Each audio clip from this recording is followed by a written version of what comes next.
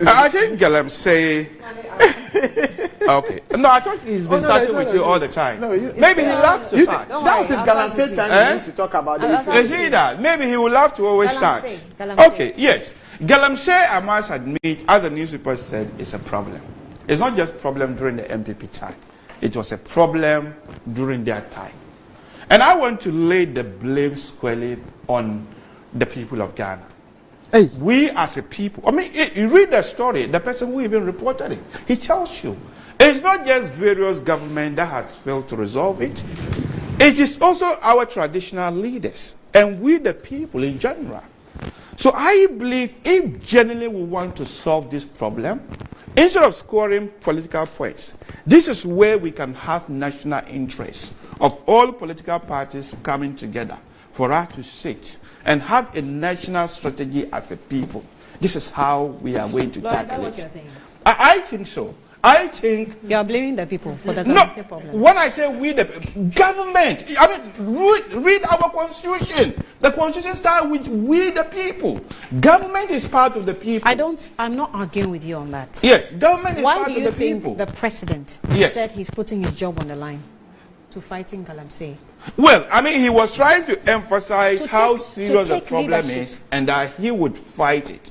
But as you said, but let's admit, is it only in the MPP time that it is a problem? You are speaking another press language. No, I'm not speaking. I don't know what another press said about it. But what I'm asking is, do you think that is it? It is only in the MPP government that we have this problem. So I should go back and blame the NDC. So this is why I'm offering you a solution. The solution is for all the political parties and we as a people to prioritize it and stop scoring political points. And to say that this is our national strategy, that we want to fight it, regardless of a political party. But people will keep saying, we will do this, we will do that, and the problem will not be solved. Okay. Annie. Usman, stop today, scoring political points from Galamsey. Yes. But today I want to leave you with a Bible. But you know, it's interesting how you don't want to accept that Dumso is a problem that started years ago. Annie, allow me to.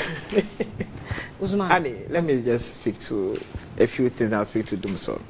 There's this favorite quotation in the Bible, Hosea chapter 4, verse 6. For lack of knowledge, my people perish. You see, for lack of knowledge, NPP communicators perish. And they perish all the time.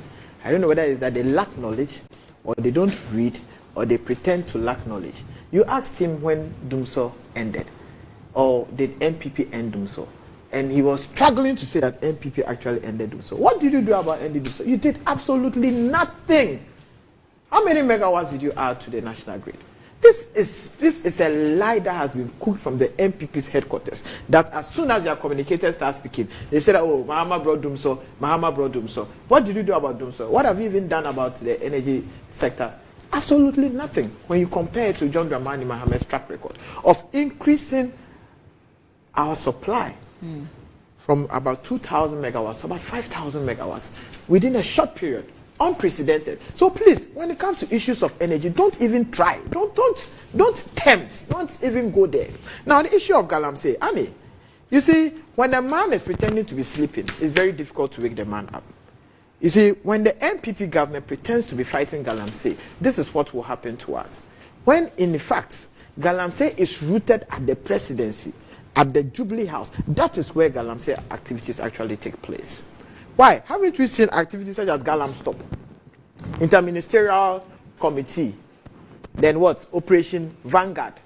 At the end, what happened? People at the presidency were seen taking bribes from Galamsey operators on camera.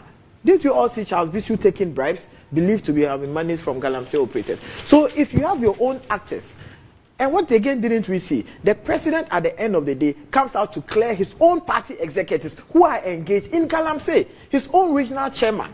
What's the name of that, his company? The one that was Akonta Mining. Yes, Akonta Mining. The president had to come out and clear Akonta Mining for Ghanaians to see that, yes, as usual, he's a clearing agent. So what I will tell you is that if the government doesn't have that will, if the government is not interested in fighting Galamsey, then I beg you, by 2030, as the report says, we may have to be importing water. And that is the more reason why we must kick this government out of power.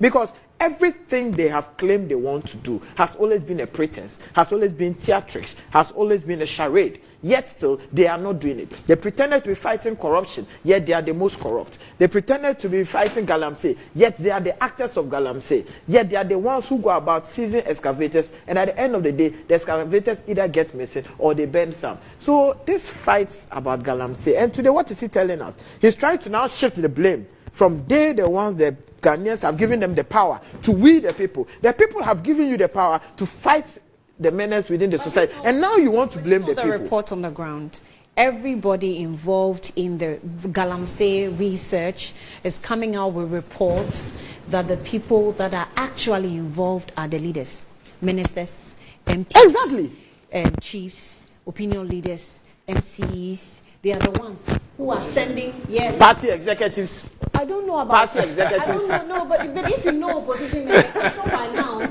you must have actually. Which opposition member? I think it's an embedded Ghanaian problem.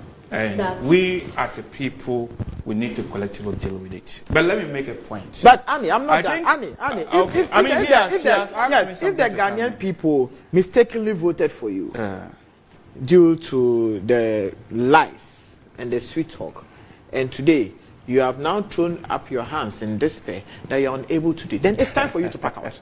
Because clearly you have demonstrated beyond reasonable doubt that the thing, it has over you. So once it has over you, it's time for you to go. So to the Ghanaian people, the MPP have thrown their hands up in despair. Issues of economy, they've thrown their hands up. Issues of fighting Galamsey, they have given up. Issues of corruption, they have given up, and they have resorted to lies. So the thing has over them. So once it has over them, it's time for them to go. And the good people will do that come December 7, 2024.